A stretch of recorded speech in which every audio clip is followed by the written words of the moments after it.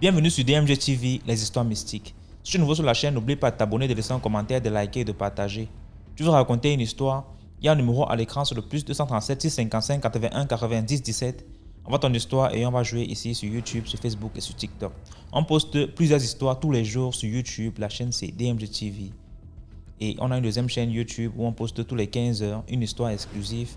La chaîne c'est DMG TV, histoire mystique exclusive. Donc n'oubliez pas de vous abonner aussi de ce côté-là. Après la diffusion de 12 heures en direct, il y a aussi une autre diffusion à 14 heures sur la deuxième chaîne. DMG TV, histoire mystique exclusive. Donc allez faire un tour là-bas aussi. Voilà. Les directs sont sur TikTok le mercredi et les vendredis à 20h00 heure du Cameroun. Donc ceux qui veulent monter en direct, nous raconter leur histoire, c'est sur TikTok.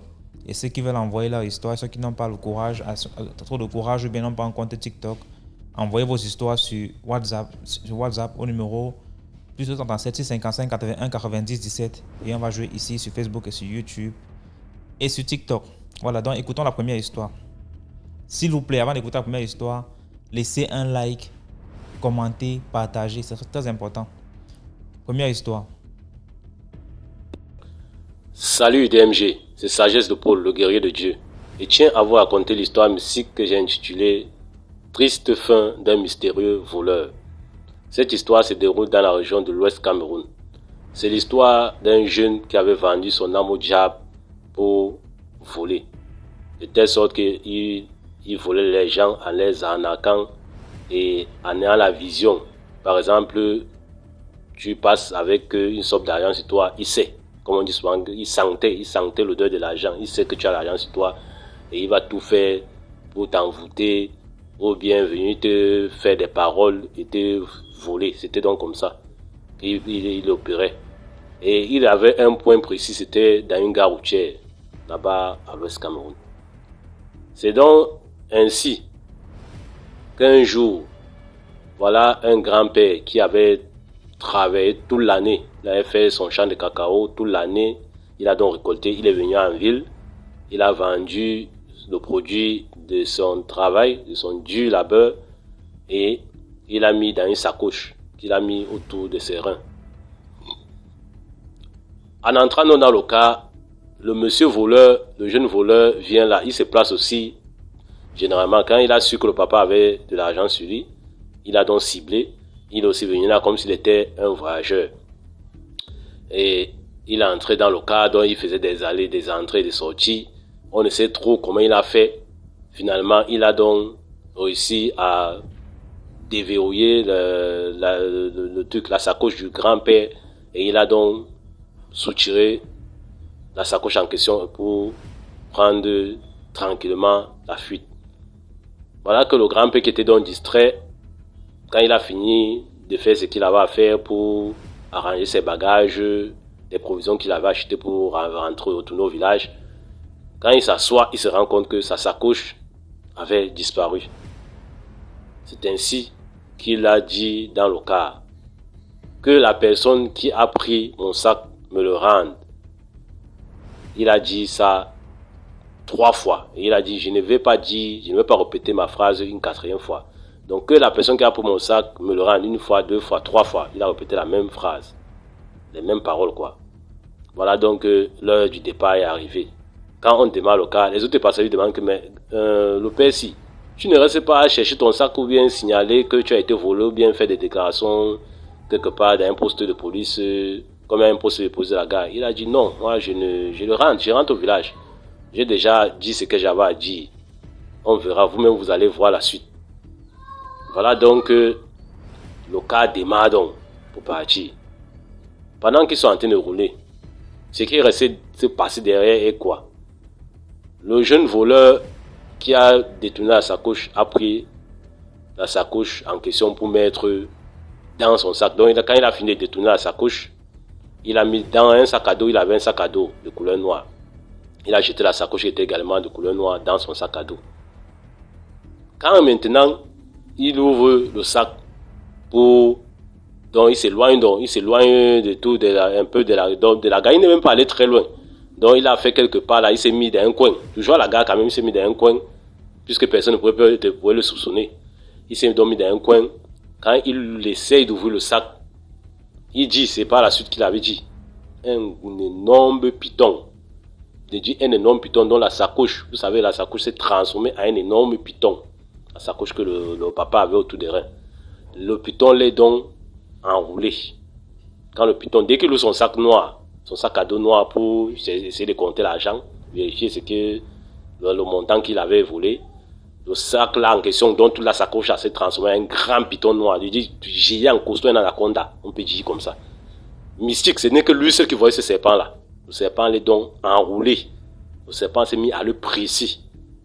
À le presser. Là, la gare routière, il a commencé à pleurer, pisser sur lui, se faire dessus, transpirer, vomir, parce que le serpent le pressait vraiment comme pour le casquer des os, dont le serpent le pressait à un niveau dont il ne pouvait pas bouger.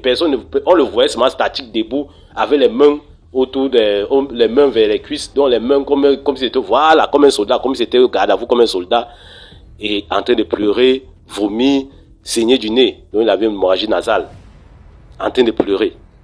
Les gens, les autres voyageurs et les riverains là, qui passaient là, se demandent que mais, le monsieur c'est à quoi? Il est en train de pleurer. Quand on vient donc vers lui maintenant pour lui demander, il dit que vous ne voyez pas, il demande que vous ne voyez pas le serpent qui m'empêche de, donc il parlait à peine.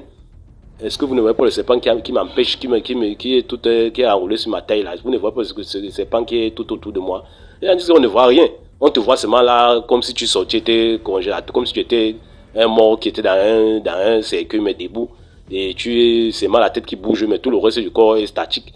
Il dit qu'effectivement c'est un serpent. Il s'est entouré, les gens commencent à dire que non, ça c'est dans la foulée. Qu'est-ce qui s'est donc passé pour que le serpent t'enroule? On lui pose la question.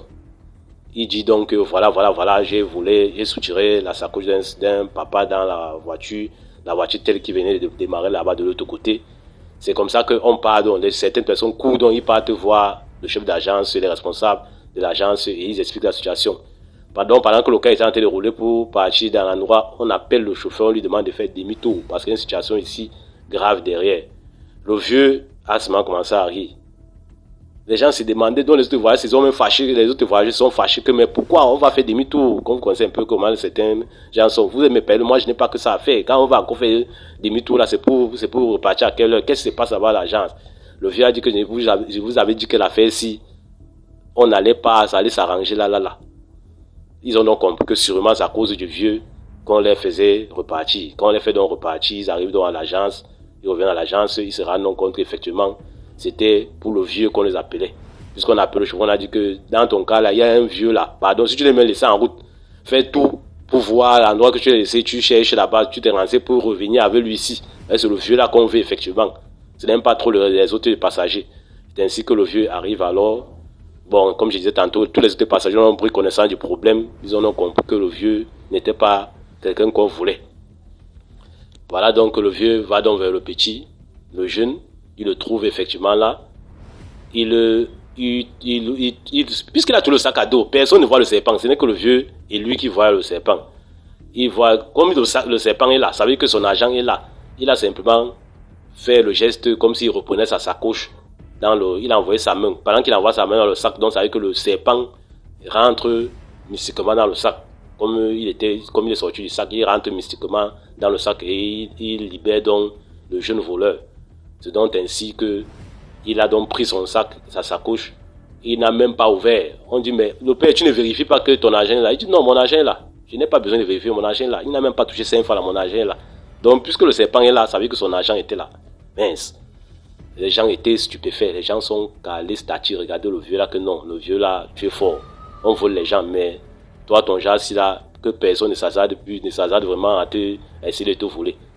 Le jeune, donc là. Le jeune qui avait fait sur lui, qui avait l'hémorragie, tout, c'est comme ça que la folie a commencé là. Le vieux jeune est devenu fou là. Donc, il est quitté là, on disait qu'il délirait, bon, les gens se moquaient de lui, les gens voulaient même battre sur lui, mais on a dit, le vieux a demandé que laissez-le, il va trouver sa mort ailleurs. Comme ça, qu'en sortant de la gare, le jeune là est devenu fou. Donc, jusqu'aujourd'hui que vous parlez là, le jeune là est fou. C'était donc l'histoire que je tenais à partager avec la grande famille DMG. C'était Sagesse de Paul Guéry de Dieu au Cameroun depuis la ville de Kribi. À vous de liker, de commenter, de partager. Surtout de vous abonner à la grande chaîne DMG TV parce qu'avec DMG TV, l'esprit de l'être humain s'en éveille pour les deux mondes parallèles. Je vous remercie de m'avoir écouté et à plus pour une nouvelle histoire mystique. Merci beaucoup pour l'histoire. Maintenant, on va écouter la deuxième histoire. DMG, voilà encore une autre histoire. L'histoire s'est passée en 2020. Bon, moi, depuis un certain... Bon, bref, j'ai commencé à comprendre que je ne suis pas quelqu'un de simple, en fait. Bon, bref, depuis mon enfance, je sais qu'il y a quelque chose en moi que je ne comprends pas. Mais au fur et à mesure que le temps s'est écoulé, que je commençais... Plus moi, je n'ai pas eu quelqu'un pour m'orienter dans un père spirituel, en fait. Donc, tu vois, le genre, tu nais avec des dons et tu ne sais pas comment... Tu ne sais même pas d'abord que tu as des dons, mais c'est au fur et à mesure que tu grandis que tu constates. Bon, en 2020, je suis endormi. Bon, bref, ma maman a construit un étage. Et les gens du quartier bavardaient trop l'étage, ça va te dire tout le quartier bavardaient. Ça va tomber, ça va tuer les gens, arrête de construire. Ça va. Jusqu'à les chefs du quartier se sont réunis pour dire que non, tu dois arrêter de construire l'étage là, tout ça. Parce que si ça tombe, ça va tuer les gens, tu vas aller en prison. Les gens bavardaient. Sans savoir que les sorciers avaient commencé à se manifester dans le monde spirituel pour faire tomber l'étage. Parce que dans le quartier où nous sommes, ma maman, dans les gens du quartier, là, la personne qui a construit l'étage au quartier, c'est ma maman. Il y a les étages, mais ce ne sont pas les gens qui restent au quartier. Mais la seule personne qui a construit l'étage, qui reste au quartier, c'est ma maman. Ce qui fait que ça a suscité beaucoup de jalousie. Les sorciers ont commencé à s'élever pour faire tomber l'étage dans le règne spirituel. Comme ça, je dors parce que moi, Dieu me montre beaucoup de choses dans les rêves. Beaucoup. Je dors, je fais un rêve. Dans le rêve, c'est toujours le frère Nicolas depuis le Cameroun. Hein? Toujours le frère Nicolas. Dans le rêve, je me retrouve dans une zone du boulevard du 20 mai où le président y a souvent le défilé. Et derrière le boulevard du 20 mai, il y a un hôtel. Dans la réalité, il y a l'hôtel. Et dans le règne spirituel, j'ai vu la même hôtel. Ma maman nous avait réunis là-bas. Donc, il paraît que ma maman voulait mourir. Mais bref, elle devait partir.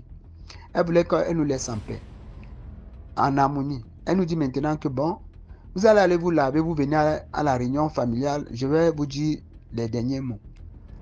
C'est comme ça que moi, je pars, je me lave, je m'assois sur le lit, ou bien tant que me oindre de l'huile, ou bien m'habiller. Un sommeil me prend, je tombe dans un deuxième rêve. Je suis dans le premier rêve, mais dans le premier rêve, je dors, je retombe dans un deuxième rêve. Dans le deuxième rêve, ici au Cameroun, il y a un hôtel qu'on appelle hôtel. Donc, c'est un très grand carrefour.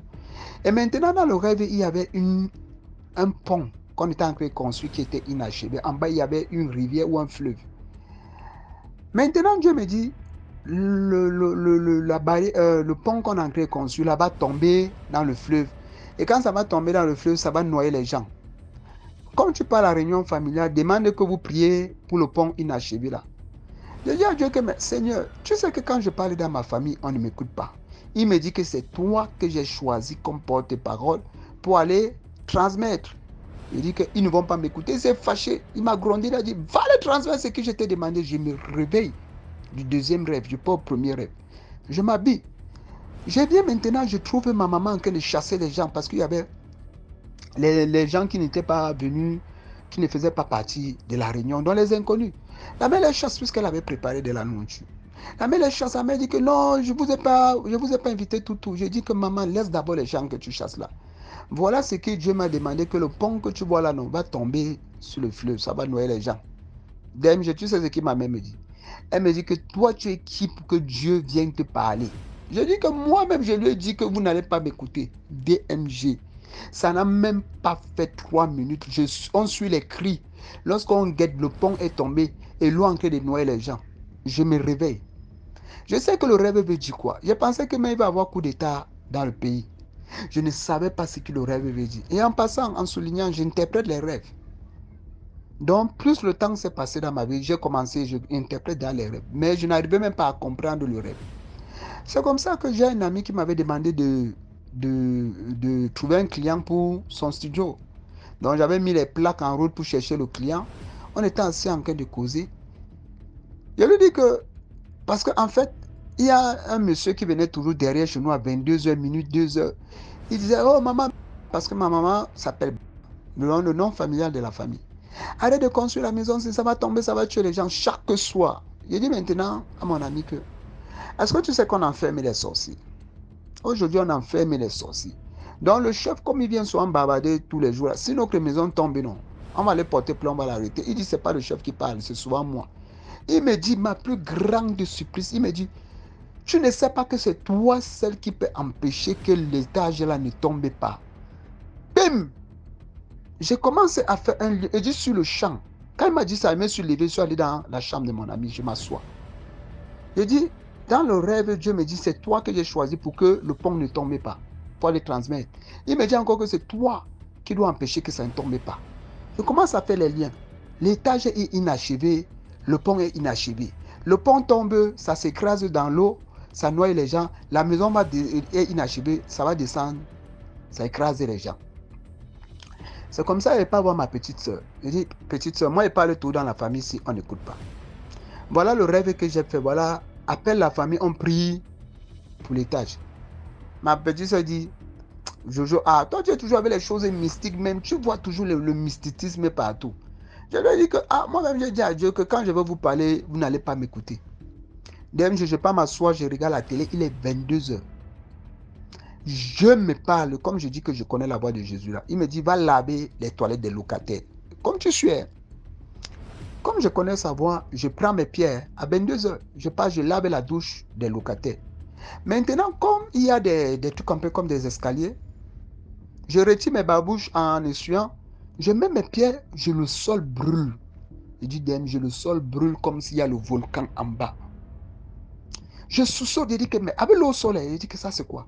Je mets ma main, je dis, le sol brûle. Et le sol brûle sur le soutènement de l'étage. Je dis, si je laisse la faire, si je compte l'histoire, si demain on va dire que, oh, je mens. J'appelle ma grande soeur. Je dis, grande soeur, pardon, viens un peu voir. Elle me dit, à quoi? J'ai le sol encore brûlé. Elle me dit que, ouais, moi je suis en du travail, je suis fatigué. Je dis qu'appelle alors Shalom. Donc, qui est mon neveu, son enfant. L'enfant, celui qui met les mains là-bas, il me dit ça chauffe. Je dis ok. Après, une fois, il me dit, va mettre la main sur le deuxième soutènement d'NG.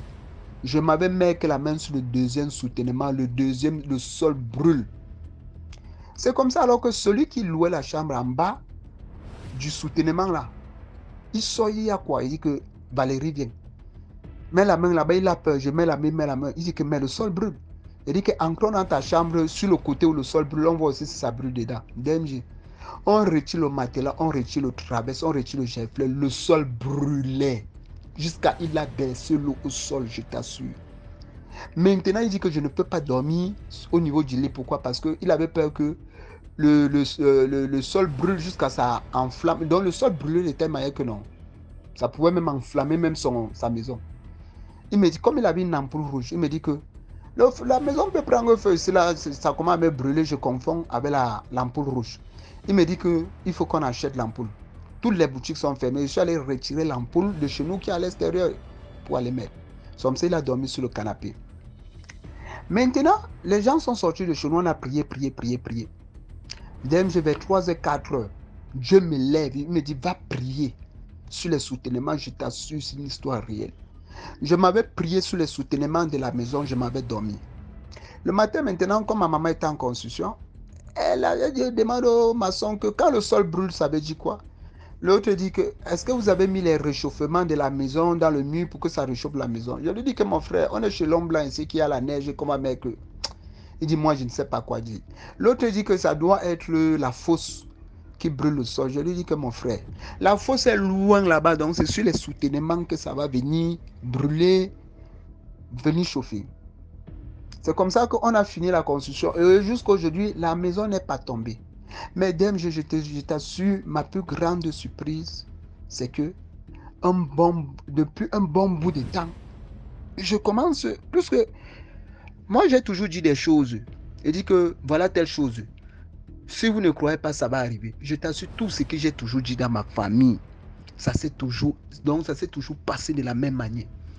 Jusqu'à là, je parle, on n'écoute pas. Je parle, on n'écoute pas. Et ça s'est réalisé toujours. C'est comme ça. En 2020, toujours, Paul Biya, un autre président de notre pays, avait fait une grâce aux prisonniers. Bon, les prisonniers sont sortis de la prison. Moi, je t'ai rentré de chez nous vers 19h. C'est comme ça que mon grand frère vient me voir et me dit, il y a un voyageur qui sort de l'Angleterre. Il est venu, comme ma maman à l'orphelinat, il est venu pour faire les dons. Je lui ai dit, cache que l'homme qui est là-bas aussi, c'est un bandit. Il me dit, ah, toi tu es toujours en train de voir le mal partout. Viens quand même le voir pour voir. Il dit que grand. Je vous parle toujours dans la famille si vous ne croyez pas. Je n'ai pas besoin de le voir. Je dis que l'homme qui est là-bas aussi, c'est un bandit. Ah, toi tu es tout négatif. Il dit, ok. Viens le voir. Je dis, je ne le vois pas. C'est comme ça qu'il a magouillé ma maman. La maman lui a donné l'argent pour qu'on parle le loger à l'auberge. Maintenant, quand elle est sortie, c'est là où j'entre. Il y avait mon beau-frère, il y avait les gens au salon. Je dis que, mon beau, maman, je vous parle, vous ne me croyez jamais, non. On m'a dit qu'il y avait un homme ici. Oh non, il est gentil, il sort de l'Angleterre, il va faire voyager les gens en Angleterre. Je l'ai dit. Je me trompe presque rarement. Donc, j'ai dit que pour que je me trompe, c'est 0,5% lorsque j'ai vu quelque chose. Je les ai dit que l'homme là, c'est un bandit. Ils ont voulu me convaincre. J'ai dit, ah, je vous ai dit ma part. Quand vous ne croyez pas, il n'y a pas de problème. DMG. Le bon monsieur est allé à l'auberge, il a arnaqué les gens à l'auberge jusqu'à, il a fui. Ça arrivé à la maison, je dis, je vous avais dit non. Je vous parlais toujours, comment dire, on n'est pas prophète chez soi. Je vous ai dit jusqu'à vous n'avez pas cru. Il fallait même que non, il t'arnaque. Il vend même ta construction. Là, alors pour que non, quand je parle, vous m'écoutez. Donc c'est un peu une histoire parmi tant des histoires. Je vais vous bombarder des histoires. J'ai des histoires jusqu'à... C'est juste pour faire comprendre aux gens que il faut d'abord comprendre qu'on n'est pas prophète chez soi. Il y a des gens que Dieu a créés avec des dons. Ils ont le don de voir, ils ont le don de prédire. Maintenant alors, c'est toi, tu veux regarder peut-être son statut. Comment dire on n'est pas roi chez soi? Pourquoi? Parce que les gens regardent toujours le statut de quelqu'un dans la famille pour ne même pas croire en ce qu'il dit. Et maintenant quand tu ne crois pas, c'est comme ça, ce qu'il dit, ça arrive. Merci beaucoup pour l'histoire. Maintenant, on va écouter la troisième histoire. Bonsoir, TMG. J'ai une autre histoire.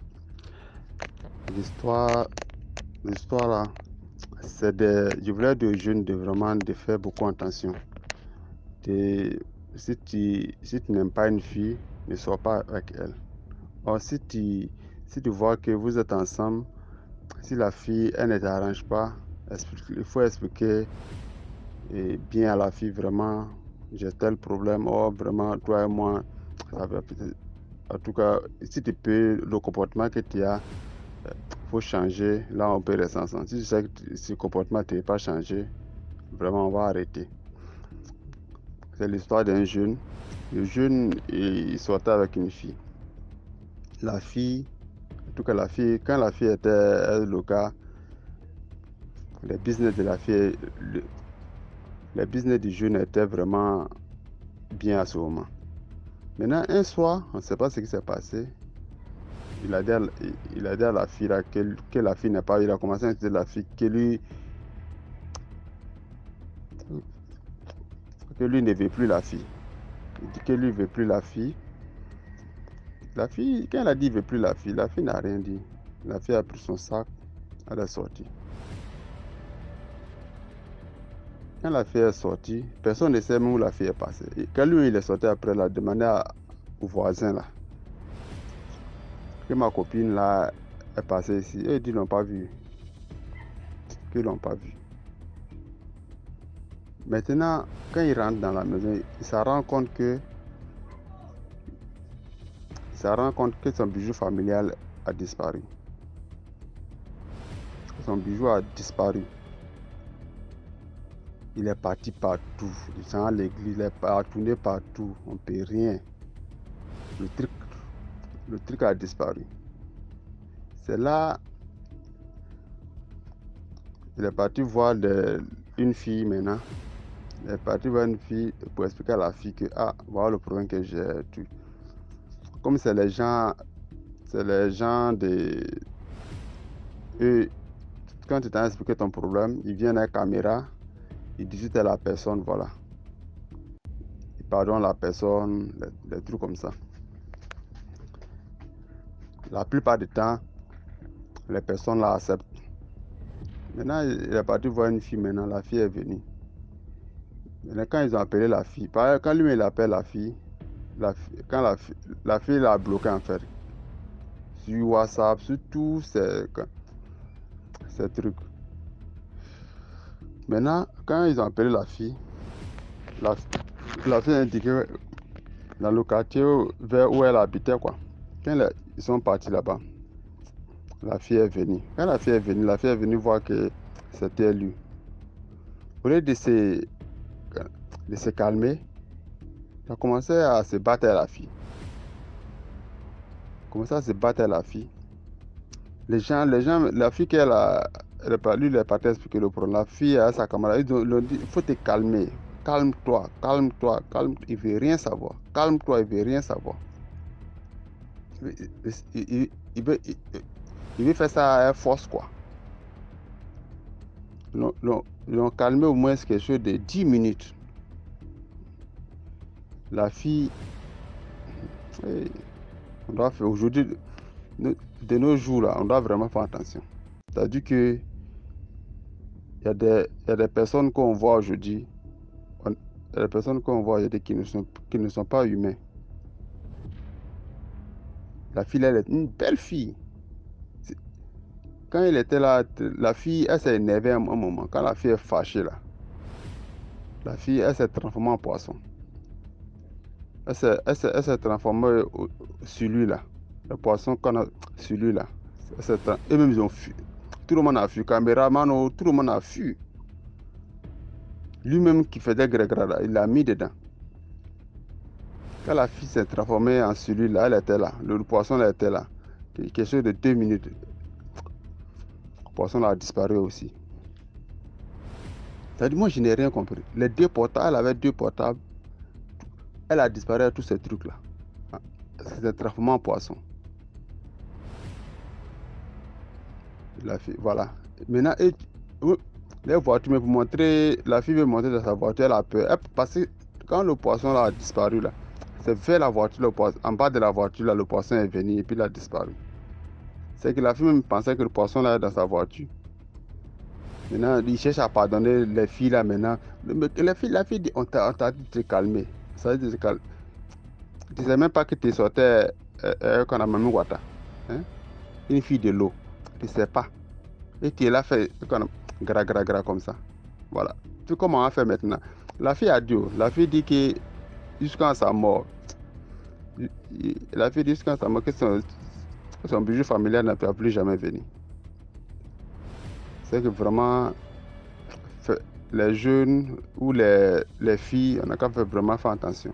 Parce que tu peux sortir avec quelqu'un, un jeune, tu ne sais pas si c'est un être humain ou bien il vient d'ailleurs. Tu peux sortir une fille, tu ne sais pas si c'est un être humain, peut-être il vient d'ailleurs. On doit vraiment faire attention. C'est ce que j'avais à dire. Bonne soirée à vous. Au revoir. Merci beaucoup pour l'histoire. Maintenant, on va écouter la 4e histoire. Bonsoir DMG et merci encore énormément pour le travail que tu fais parce que ça nous édifie et ça nous sensibilise énormément. Bon, aujourd'hui je reviens avec une autre histoire. C'est une de tes abonnés qui m'a poussé à raconter cette histoire. Parce qu'il y a une femme qui a raconté l'histoire elle est partie prendre, je pense que c'était sa soeur au village et puis elle est venue les terroriser jusqu'à rendre sa mère malade. Puis j'ai laissé mon commentaire et j'ai un peu essayé de raconter mon vécu avec une associée qu'on a ramenée du village. Et apparemment, ça a intéressé ton abonné, m'a demandé de raconter. J'espère pouvoir la satisfaire aujourd'hui. Bon, l'histoire commence par le fait que la femme de mon père, en fait, elle est partie dans son village prendre sa nièce. Elle arrive avec sa nièce chez nous. Et tout. on vit bien. Mais moi, déjà qu'elle arrive à les années, je sais pas, j'ai cette capacité-là à pouvoir ressentir les énergies. Donc, si tu as quelque chose de pas très bien en toi, je vais connaître. En fait, je vais être réticente avec toi, bien tu vas m'énerver pour rien sans que tu n'aies rien fait. Donc, je vais connaître. Déjà, j'ai eu à remarquer cette petite chose-là chez l'enfant, là. Je pense qu'elle avait un truc comme 8 ans. Deuxièmement, je me suis rendu compte que, genre, quand elle pense qu'elle est seule, elle commence à parler, elle parle seule, elle parle. Donc, tu te demandes avec qui est-ce qu'elle course. Et troisièmement, c'est que parfois, tu peux arriver comme ça, tu la convaincs de se masturber. 8 ans, Seigneur, l'enfant se masturbe. En fait, je me posais des questions. C'est comme ça, on vivait avec elle. C'est vrai, à un moment, il a commencé à avoir les problèmes à la maison. Mais moi, je vais parler de ce qui me concerne, moi particulièrement, et je ne vais pas trop entrer dans les détails. Ce qui me concerne, moi particulièrement, parce que ici, il fallait que je raconte toute l'histoire avec ce qu'on a vécu avec cet enfant. Vraiment, je vais être très long. Donc, ce qui me concerne, moi.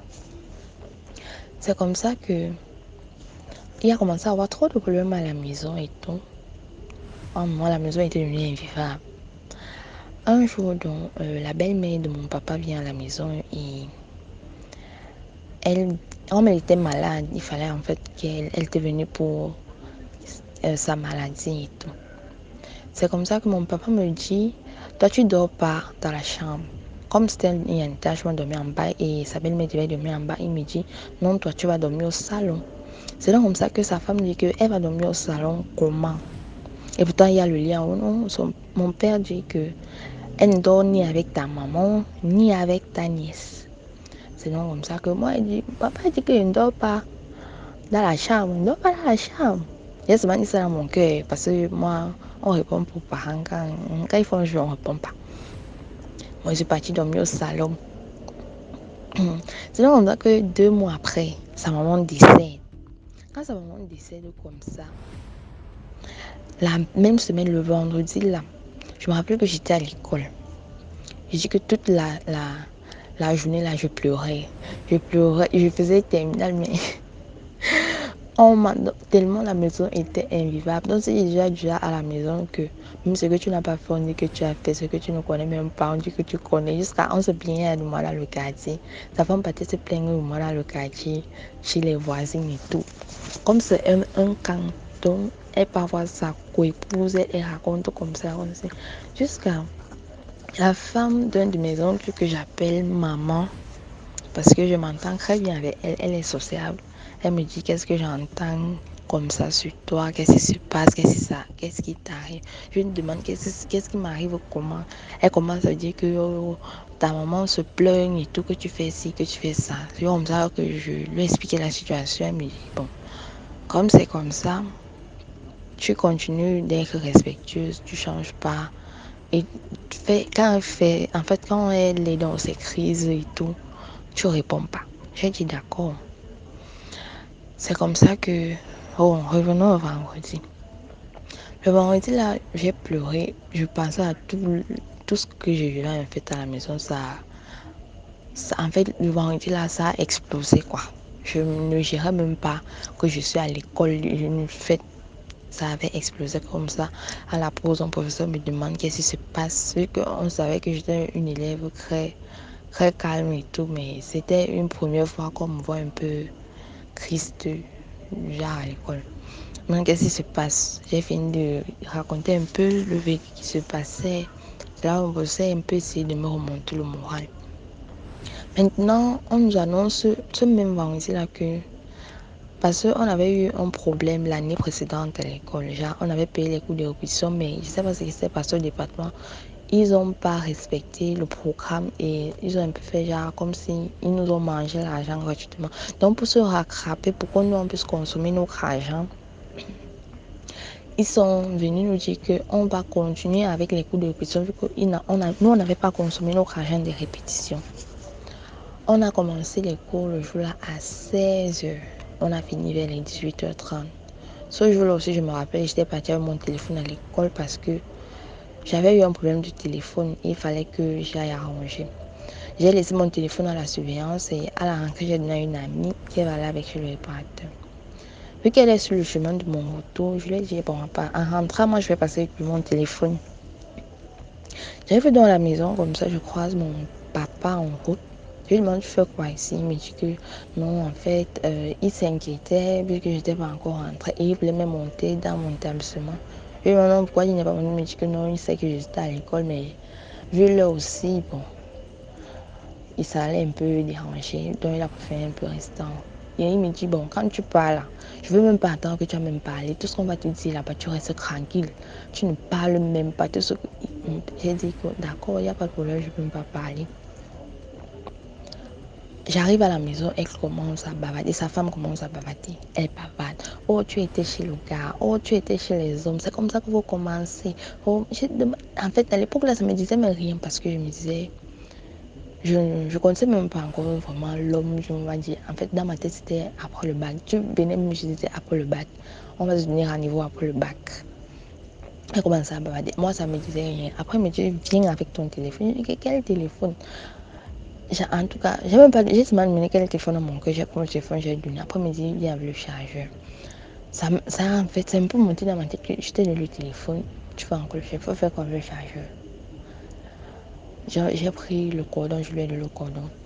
Elle me dit, elle veut le boîtier. En fait, j'ai compris qu'elle voulait quelque chose sur lequel s'accrocher, en fait, pour me coincer. Mais à l'époque, là, j'étais encore enfant, j'ai pas vraiment compris ça comme ça.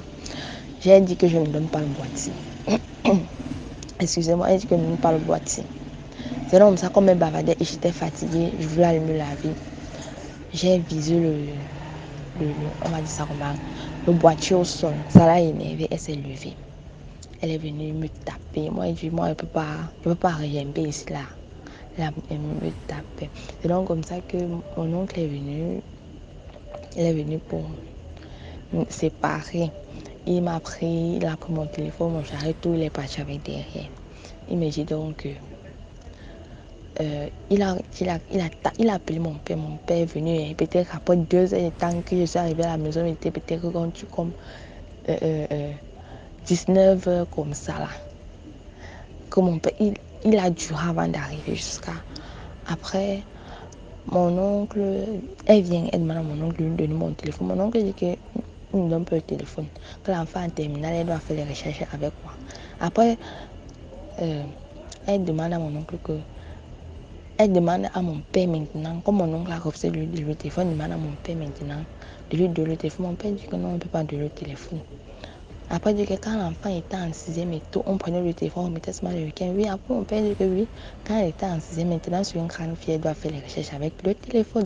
Elle n'est plus en 6e, elle est en terminale. Ça l'a énervé. Genre, parce que mon père a pris mon parti, ça l'a énervé. C'est comme ça que nous sommes partis. On a dormi à la maison là dans les tensions. Ça, je regarde la petite fille là, et elle a lancé un dernier sourire là comme ça. Après moi-même, ça m'a encore fait bizarre dans le cœur. Ça m'a encore fait bizarre dans le cœur. En fait, j'ai enlevé les yeux sur elle. C'est comme ça que la maison était à tension. Mon père a donc décidé d'appeler ma grand-mère. Quand ma grand-mère arrive, on explique la situation à ma grand-mère. Ma grand-mère demande que c'est pour le téléphone que les choses se sont passées comme ça. Ma grand-mère dit que... Bon, ma grand-mère a un peu essayé de la raisonner, genre un peu pour qu'elle se calme. Après, j'entends seulement encore ma grand-mère dire que... Parce que ma grand-mère était assise en face de la petite fille là. Ma grand-mère dit que ne me lance plus les étincelles, je te vois.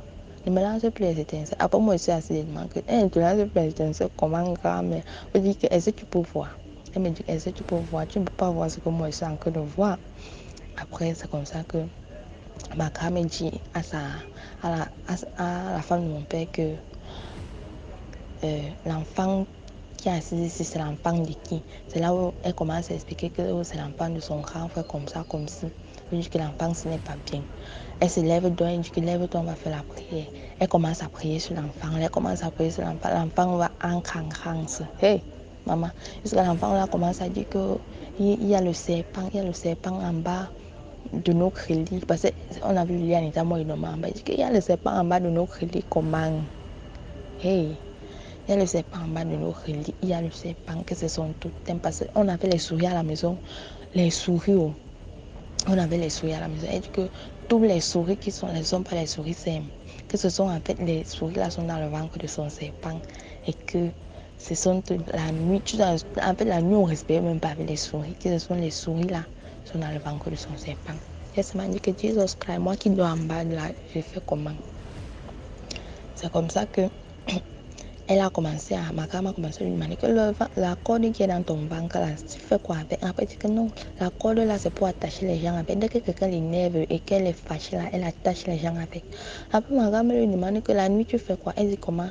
La nuit, le corps de sa tante c'est le terrain de football.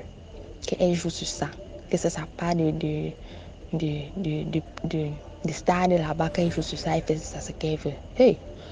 Moi, j'ai commencé. Donc, comme je savais qu'il y a quelque chose de pas très bien à l'enfant là. Donc, c'était même seulement une confirmation pour moi.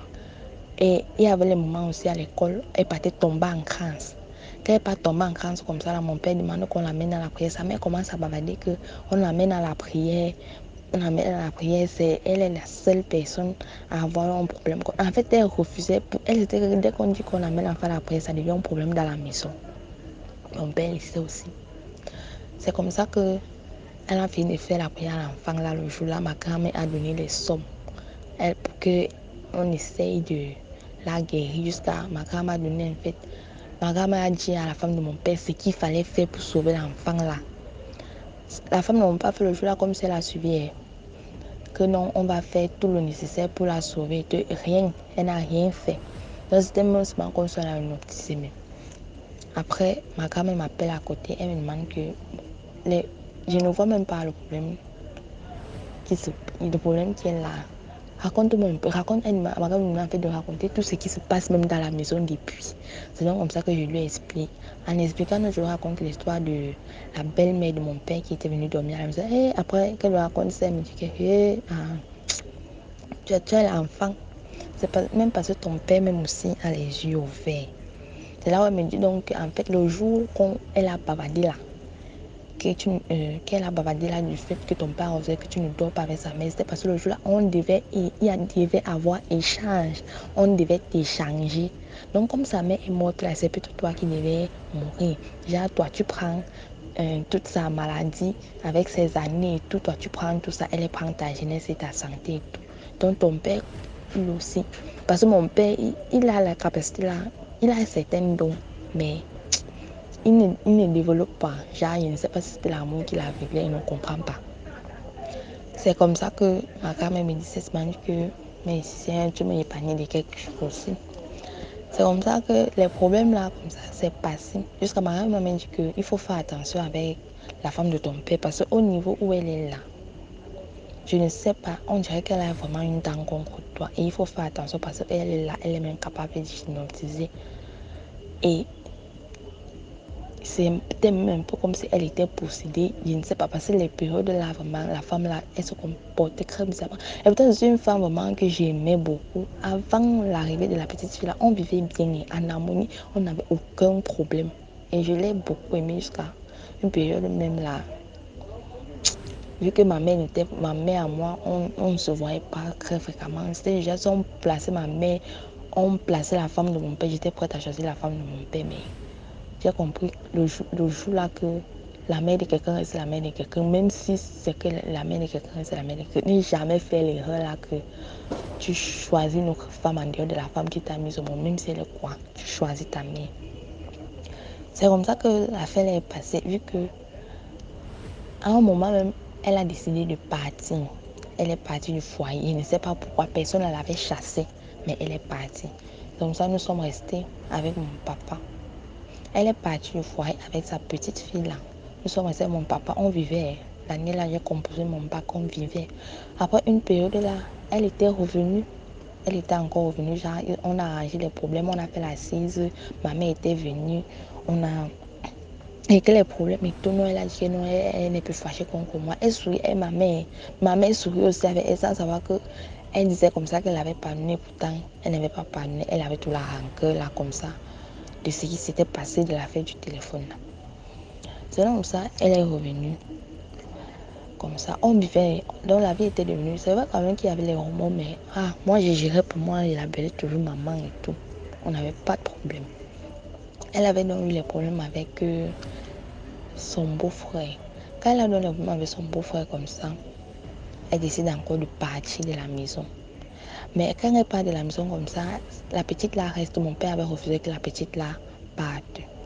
C'est comme ça, on vivait avec la petite là. On vivait.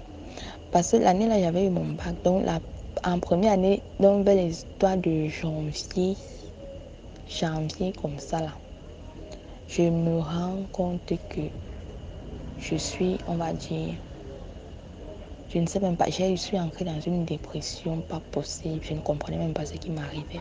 C'est comme ça qu'un de mes oncles va voir mon père.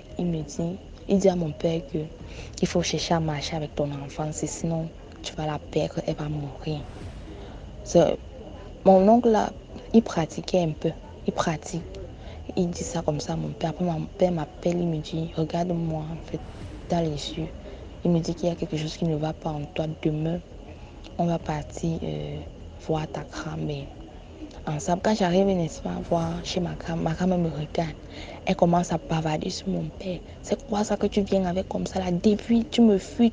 Parce que après ça, je sais pas, mon père était très fusionnel avec ça.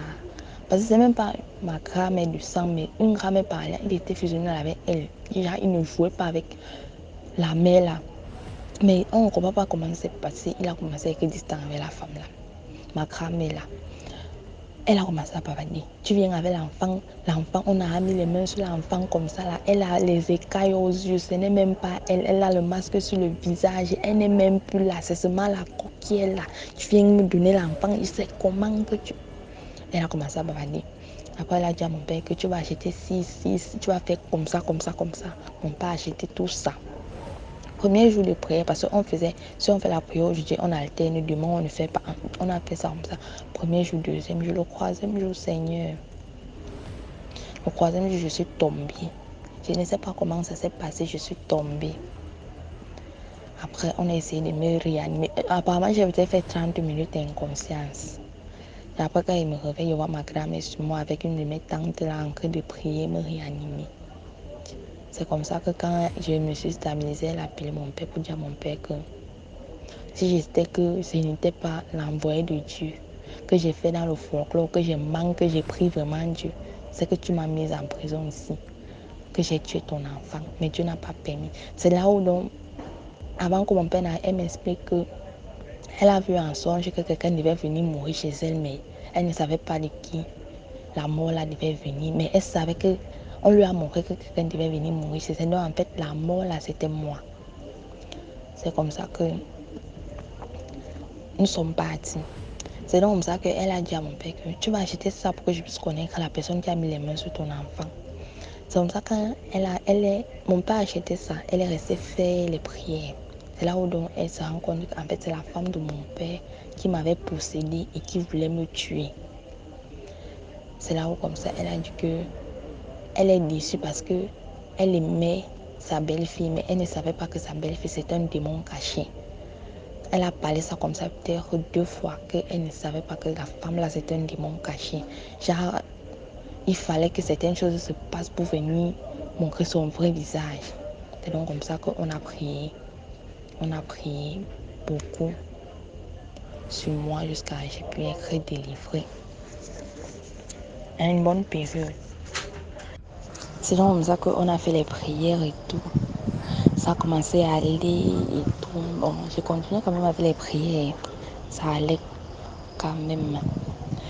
Après les prières de délivrance là et tout, moi j'ai décidé de j'ai parti un peu chez ma mère pour m'évader. C'est donc comme ça qu'en partant, j'avais laissé une serviette, ma serviette que je me suis avec, j'avais laissé une serviette, j'ai mis dans le panier des habits sales. Quand je rentre, parce que l'enfant là, elle dormait en haut. Donc, quand je rentre, je trouve même d'abord que elle a carrément déménagé de son lit pour venir s'installer sur mon lit en bas. Genre, elle dormait sur mon lit, elle utilisait mes draps, elle utilisait mes choses. Mince. Et en plus, je rentre le jour-là, je retrouve ma serviette que j'ai laissée, que j'avais utilisée, qui était sale. Je retrouve ça je retrouve ça sur le lit. Je me demande quoi. Elle a utilisé ma serviette. Elle a fait quoi avec ma serviette? Elle a utilisé ma serviette. Qu'est-ce qui se passe? Le jour-là, j'ai bavardé. Quand je suis rentrée du voyage, le jour-là, j'ai bavardé. J'ai tellement bavardé, tellement ça m'a énervé. Parce que je sais, on ne peut pas utiliser la serviette de quelqu'un. La serviette de quelqu'un, c'est sa vie, quoi. N'est-ce pas? C'est passé. Quelques mois après, je me retrouve déjà avec une MST et le chlamydia. Je me dis quoi? Je ne connais pas d'homme sexuellement. Je ne suis pas encore active. Et je me retrouve avec le chlamydia et une MST. Hey, c'est donc comme ça, je n'ai pas dit ça à ma grand-mère. Ma grand-mère me demande qu'est-ce qui se passe, ça s'est passé comment, on t'a seulement lancé ça. Ma grand-mère me dit bon, pour le chlamydia, il n'y a pas de problème. Parce que moi, je crête, même si c'est spirituellement là, je vais te crêter ça, tu vas guérir. Ma grand-mère a crêté le chlamydia. Mais pour les MST là, pour qu'on crête les MST, j'ai bu les médicaments, j'ai pris les ovules, rien. C'est donc comme ça, j'ai vu une décoction. J'ai passé sur Facebook, j'ai vu une astuce contre la maladie là. Et pas c'était la leucorrhée, un truc comme ça. J'ai appliqué l'astuce là. Ça a quand même commencé à aller. Mais déjà, j'ai fait 2 ans avec ça. Pour que ça finisse complètement, j'ai fait 2 ans avec ça. Je sais toujours l'astuce là. J'ai fait 2 ans avec ça. Tu jamais. En fait, c'est après 2 ans avec l'astuce que j'ai vue sur les réseaux sociaux là, que la maladie est complètement finie. Donc, je ne sais pas ce qui s'était passé avec ma serviette. Je ne comprends pas ce qu'elle avait fait avec. Jusqu'à après, je me suis retrouvée avec le chlamydia et l'MST là. Pour quelqu'un qui n'était pas sexuellement actif. Donc, c'est comme ça qu'après ça, j'ai guéri de ma maladie après 2 ans. Mais avant ça, quand même, l'année que j'ai eu la maladie, l'année que j'ai eu les problèmes, que j'étais pas spirituelle là, cette même année-là aussi, elle avait quitté notre maison et tout, et les choses sont redevenues normales à la maison. En fait, c'était mon expérience avec les enfants qu'on peut prendre des génésises pour venir les laisser dans nos maisons. Après, on voit de toutes les couleurs. Parce que vraiment, cette chose qu'on a vue avec l'enfant là, c'était très compliqué, mais j'ai décidé de me raconter ce qui me concernait. J'espère que cet abonné qui a réclamé mon histoire concernant les gens qu'on amène chez nous là a été satisfait. Si tu as un commentaire avec nous, je te signale. J'espère que je t'aurai satisfaite. D'être satisfaite, en tout cas, c'est un plaisir pour moi aussi d'avoir partagé mon histoire pour sensibiliser encore sur les enfants qu'on dit amener chez nous. Donc, merci DMG, bonne soirée à vous.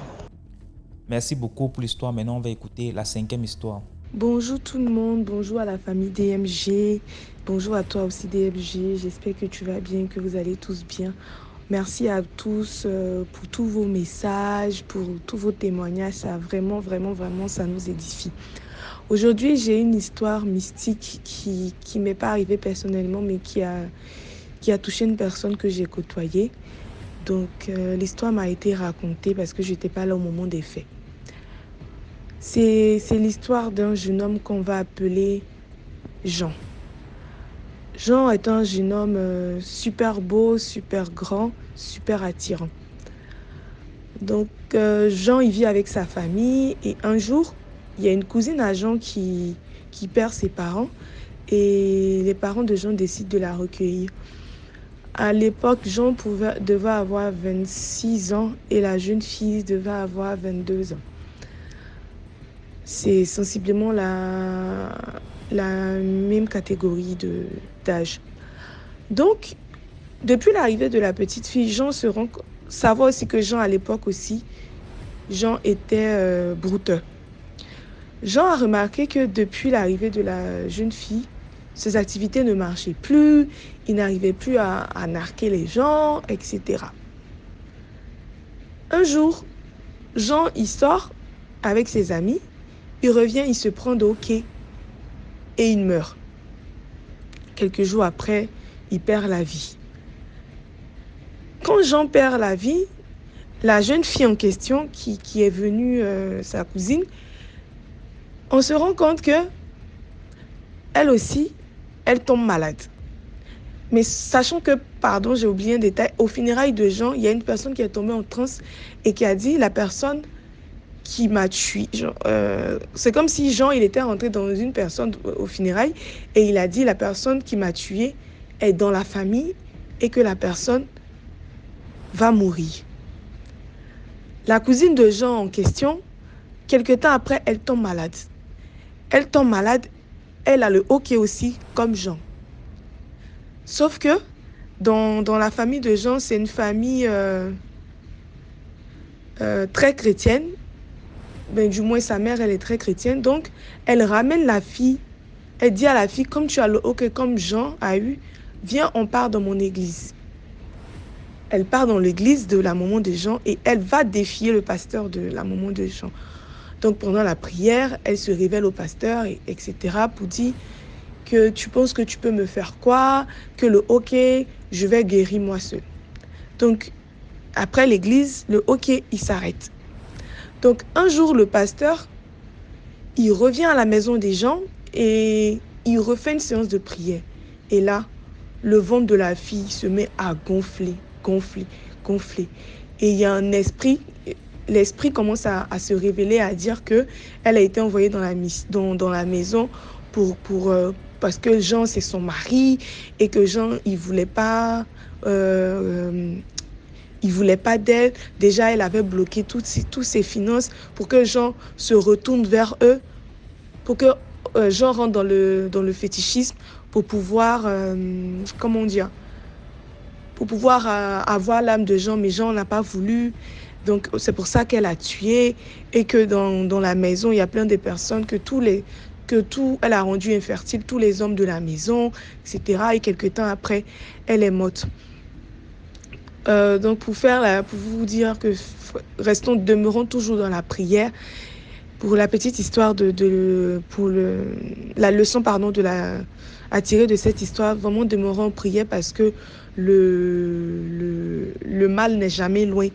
Donc, partagez, likez. Voilà, merci à tous. Merci beaucoup pour l'histoire. Maintenant, on va écouter la 6e histoire. Coucou DMG, c'est encore moi. Je vais encore raconter une histoire qui me concerne.